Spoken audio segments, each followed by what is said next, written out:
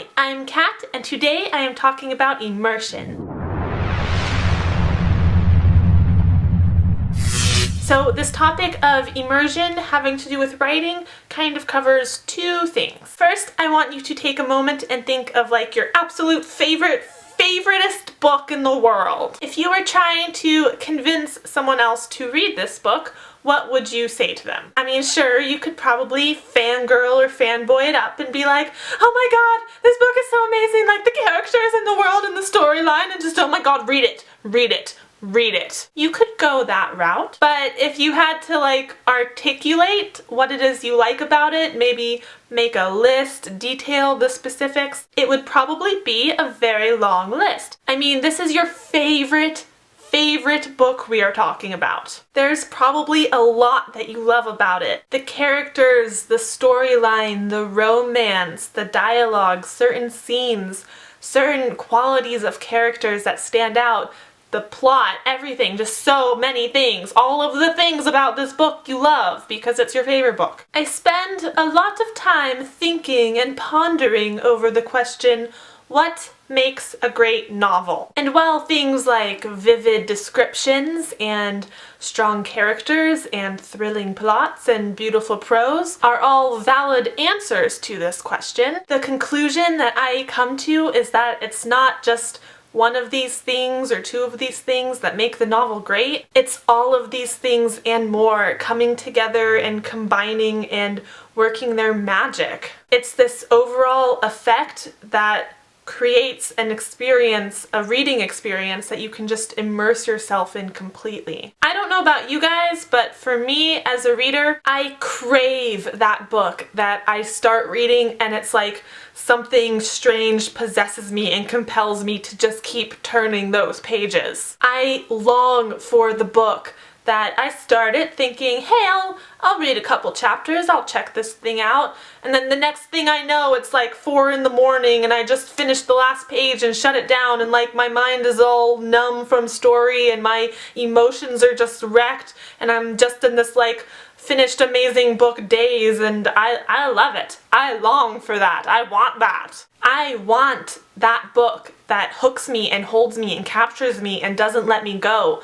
Like, I read a lot, and I read a lot of good books, but it's hard to find those like special books, those really great books, the spectacular ones that grab you and do not let you go, the ones that you cannot close. You cannot stop reading these books.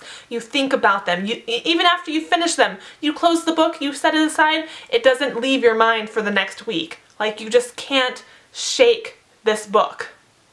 I want that book. I want that book that I can fall into, that I can be completely immersed in. That effect of immersion to me is what makes a great novel. And so that is what I strive for with my own work. I want it to be rich and vibrant and captivating. I want the characters, the story, the world, the dialogue, the descriptions, the settings, everything. I want it all to work together and create a truly immersive reading experience. That is the first part of this topic of immersion. The second part is how you as the author can create this immersive experience in your own work. You need to immerse yourself, and not just in the story, though of course that is important. Paraphrasing Stephen King, if you want someone to be swept away by the force of your own writing, it must first happen to you. You need to immerse yourself in the creation of your story, in the writing of your novel. You need to live and breathe your story, your characters, your world. You need to love it, but you also need to be able to kind of step away from it and look at it with a critical eye. You need to go at your story like it's a work of art, like shaving off rough sentences here, smoothing out scenes here, wax on, wax off. You need to be the biggest fangirl or fanboy of your own story. You need to be obsessed with your story. And you also need to be obsessed with the craft of writing. Go back to your ultimate super favorite novel and reread it slowly. Don't let yourself get swept away by the magic of it. Read it slowly and study it and reread it. Figure out why and how it does what it does to you. Try to look at it objectively and critically. Find the lines or the scenes that really resonated with you and study those. Look beyond the sweeping, immersive effect of the story and figure out what makes it work, what makes it tick. Kind of like a story autopsy, but in a non-creepy way. And I feel like I say this a lot, but study, study, study, study, study writing craft.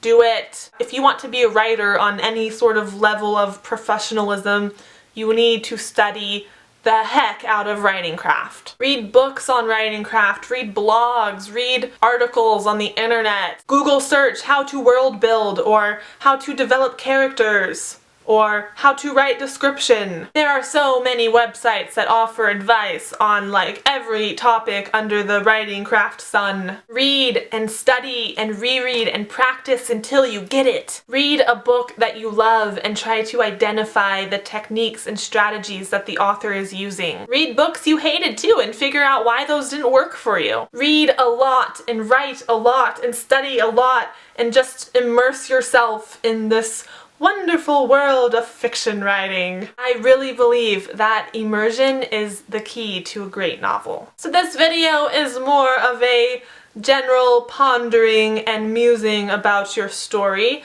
than an actual like hard and fast advice kind of thing. But if you would like some kind of assignment, reread your favorite novel.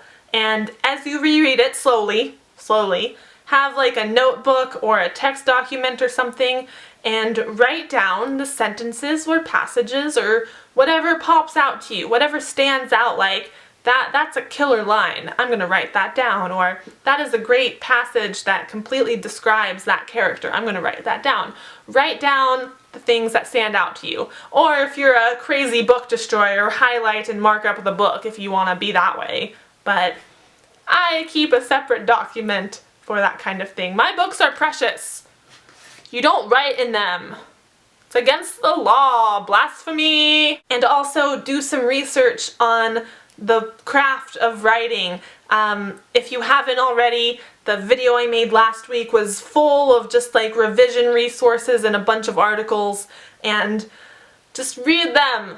Learn from them. Those people are smart, smarter than me. They know a lot more than I do. I learned from them, so learn from them. And that is everything I have for you today on this topic of immersion. Again, I'm not really jumping into actual revising techniques until January when I start actually revising my novel. It's still kind of like preparation and giving it time to sit. I mean, we wrote a draft in 30 days in November. It can wait for just a little bit while we figure things out and kind of let the story percolate in our little brains.